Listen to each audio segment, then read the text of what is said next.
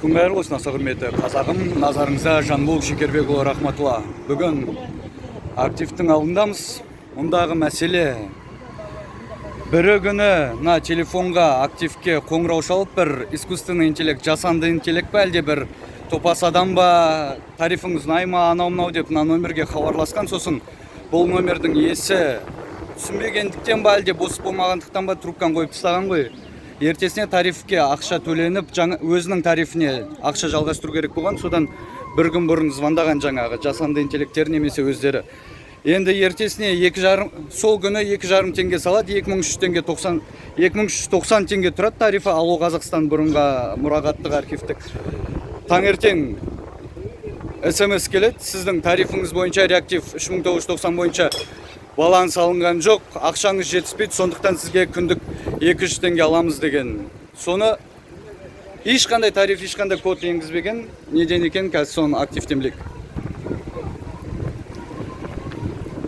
Саламатсыздар ма? Аудио және бейне жазылым жүруде. Есімім Жанбол Шекербекұлы рахматулла. Бізде қандай сұрақ? Жаңа видео түсіндіріп өттім, сізге жеке айтайын. Мына номер, жеке куәлігіңізді берсеңіз. Жеке куәлік, тариф 1 маусымға дейін Алло Қазақстан болған 2016 жылдан бері мұрағаттық.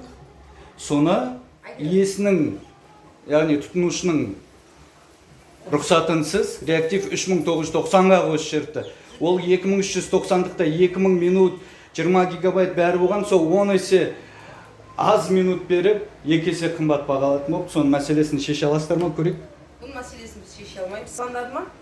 Білмеймін, біреу звондады. Сіз сол операторға келісім бергенсіз. Жоқ, оның детализацияның бәрін алып көреміз ғой, тыңдаймыз бәрін. Сотқа берсеңіздер болады. Сіз қазір активке хабарласып ештеңе білгіңіз келмей ма орталықтарына? Орталыққа бере аламыз, сіздер де бере аласыздар. Жоқ, қазір болды. Сіздер отырсыздар ғой, неужели 63-ге келген адамды да Жоқ, болды. тонайды? Бұл не деген мазақ па бұл сонда? Сіздер сол жалпы айтасыз. Так, 30-30 ғой, а? Қазір. Жақсы, болды, бұл кісілер. Иә. 30-30-ға біз кеше хабарласқанбыз, бұл кісілерге келмей жатып, 30-30 бізбе ойнаған.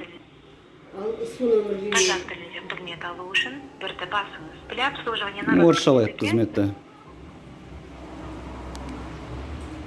Добро пожаловать в контактный центр «Актив». Мы подготовили предложение для вас. Телефон рассрочку плюс тариф. Хотите узнать подробнее? Нет. Хорошо. Для входа в навигационное меню нажмите 0. Или вы можете спросить меня, например, остаток баланса или бонусов, личный кабинет, сменить тарифный план, рассказать о подключенных услугах на вашем номере. Пожалуйста, скажите мне, что вас интересует? Соединить с оператором. Я поняла, что вы хотите поговорить с нашим сотрудником. Для того, чтобы я соединила соответствующим, пожалуйста, скажите мне, что вас интересует? Что-то другое. Хорошо. Для входа в навигационное меню нажмите 0. Или Что вы он можете редактор спросить программы меня, уже? например, остаток баланса или бонусов, личный кабинет, Сейчас сменить скажу, тарифный давай. план, рассказать о подключенном номере. Пожалуйста, скажите мне, что вас интересует? Соединить с оператором. Я поняла, что вы хотите поговорить с нашим сотрудником. Для того, чтобы я соединила соответствующим, пожалуйста, скажите мне, что вас интересует? Соединить с оператором. Хорошо. Должна предупредить вас, что соединение может занять длительное время. Для подтверждения соединения с оператором нажмите 2.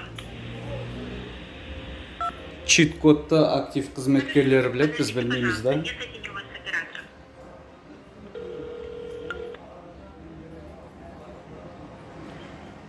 Алиса, добрый день, чем могу помочь? Здравствуйте, девушка. Как вас зовут? Повторите, пожалуйста. Алиса. Алиса, меня зовут Жанбол. Я сын вашего абонента. Можете проверить. Ранее я владел этим номером. 30 или 31 мая поступил звонок от искусственного интеллекта вроде бы, да? Сейчас у вас обзвон искусственный интеллект делает или оператор? Нет, да, боты тоже обзванивают, операторы тоже обзванивают. Да, мою маму спросили, не спросили, я не знаю, в чем там дело было. Ей позвонили, и она из-за тупизны голоса или тупизны подачи, она поставила трубку и все, забыла об этом. Я положил ей на счет 2500, вы, наверное, там уже видите, да? На Алло Казахстан, чтобы оплатить, как 5 лет я это делаю. Но утром она обнаружила, что у нее переподключился тариф, и у нее недостаточно средств. И еще к этому плюс 200 тенге списывают из-за недостаточности баланса. Объясните, пожалуйста, я вас предупредил, что идет аудио и видеозапись звонка? Я вот предупреждаю сейчас вас. У вас тоже там идет запись, да? Правильно? Аудиозапись. Да, у меня тут аудио и видеозапись, фиксация идет. Ваш номер 720. Правильно? Вас как зовут? Меня зовут Жамбол, моя мать рядом, ей, видите, да, почти 63 лет. Это не нужно, это лишнее. Теперь скажите, когда вам звонил наш бот? 31 или 1? Вы детализацию можете? Я уже скачал на всякий случай, что вы там не почистили. 31 У нас не отображается номера. Вы можете тогда сейчас посмотреть по детализации, я вас подожду, потом мне точно дату, время скажите. Хорошо, вы трубку не кладите, хорошо? Конечно. Я обратно звонила. Да. Джоул, искусственный интеллекттерге обратно вы не можете дозвониться, это у них служебный номер. Тіркелмеген, не зарегистрированный. Да. Ну, они в курсе. Так, детализация. 31 беремеде. Так. 2-1 числа смс. Күндіз звондады ғой, я сағат 4-те. Кешке, аха, 31 күні, значит. Так. Вроде 20 секунд сөйлестіңіз ба? На 79 заканчивается вроде бы. Тут много звонков. Вы там не можете, да? Скажите номер, я определю, который из них был наш номер. Хорошо. Полностью назвать цифры? Хорошо. Так, 31 числа были звонки. От номера, так. 778 это ваш, да? Да. 062 22 22. 24 секунды продлился разговор. Да, это наш бот был, звонил, да. Входящий mobile termination call. CDR. Мужской Да. голос. Так, 31 мая, время сколько вы сказали? 19:37. 7, все хорошо, запомнили. Теперь смотрите, тарифный план на данный момент этого номера реактив 3990. Этот тарифный план был подключен 1 июня 22:32 набором комбинаций звездочка 166, звездочка 1, звездочка 17, звездочка 1, решетка вызов. Набором комбинаций, то есть с нашей стороны, да, вы утверждаете? Да, как бы вы сами набрали комбинацию, а я по Ничего истории себе. посмотрела, не было смены тарифного плана через бота. А это вы в курсе, что при наборе комбинации звездочка 111 решетка, то есть при проверке баланса вы там впихиваете свою рекламу со своим тарифом? Конечно, в курсе. Да, а вы в курсе, что на нее можно случайно нажать? Конечно. Да, значит, это было случайно. Что есть закон о связи, в котором указывается набор комбинаций или отправка СМС приравнивается к письменному заявлению абонента. И получается, был запрос отправить с вашего Закон вы статью назовите, пожалуйста. Бұған айтқаныңыз емес қой бұлар закон заңға Письменном виде біз заявка беріңіздер. жоқ. Сіз кодқа жібергеніңіз заң бойынша қолмен жазған хатыңызға сәйкес дейді. Біз кішкене жазбасақ. Жоқ, сіз баланс тексерген кезде реактивке қосылғым келе ма деген тұрған ғой. Сіз артқа деген орнына соны басып қоюыңыз мүмкін да? Жақсы, қазір енді бұлар заң жүзінде шешкілерге отқан сияқты. Спасибо за задание. У меня нет этой информации, но вы можете запросить у наших юристов. Нет, вы только что ссылались на закон, и вы не можете назвать статью, да. Я в курсе. Вы вбейте в Google, пожалуйста, у вас, наверное, персональный компьютер под рукой имеется, да? Нет, это в нашу обязанность не входит.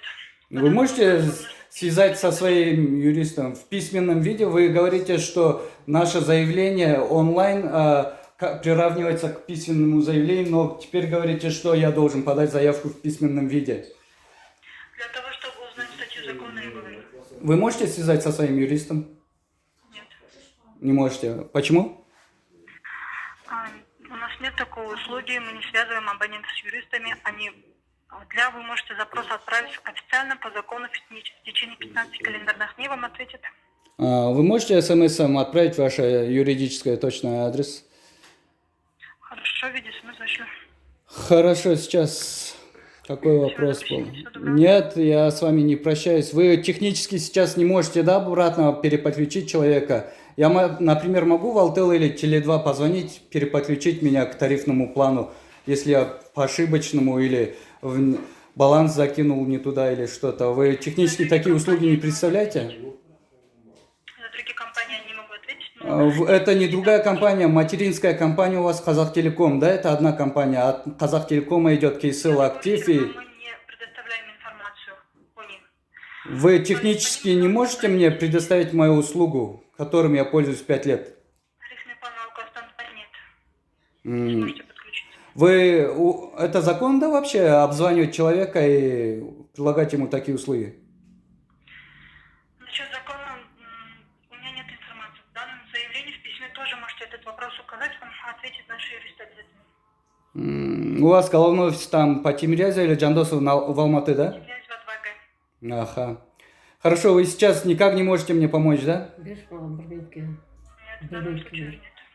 Қазақша түсінесіз ғой, Я это... баланс тексерген кезде сіздер астына жарнама жібересіздер, мынандай тарифке қосылыңыз деп, одан қымбатырақ тарифке. Сосын кездейсоқ жағдайда біреу басып қалатын болатын болса, сол кодқа жаңағы тарифке қосып жібересіздер де, және қайтадан ол кездейсоқ басылған қадам болған десе, сіздер оған келіспей сол тарифте қалдыра саласыздар, иә?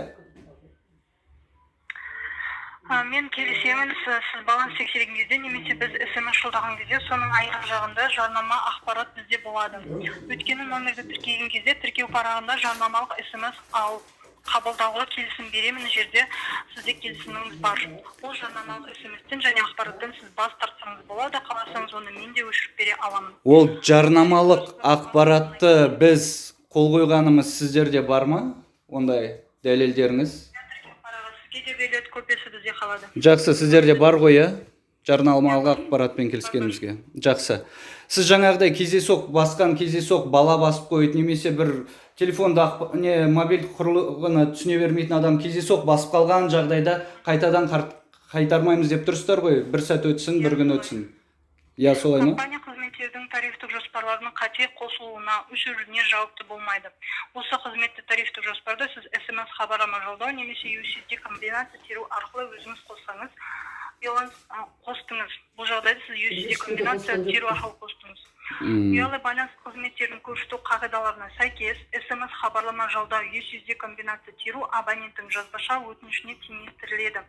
Оны жолдау арқылы абоненттік тарифтік жоспарды өзі тыңдап, қызметті өзі қосады. Осыған байланысты компания қосылған қызмет ақысын қайтармайды, ескі тарифтік жоспарды қалпына келтіре алмаймыз, бонустарды қалпына келтіре алмаймыз. Ешқандай технический отделға ешкімге жіберіп көмектесе алмайсыз ғой, соңғы рет сұраймын. Жоқ, біз байланыстыра алмаймыз, олармен Ол қоса кімге алмаймыз. келеді сонда мен ала Қазақстан кімге келеді? Сау болыңыздар, қош болыңыздар, бірақ сау Олар болмасаңыздар да сау болады. болыңыз.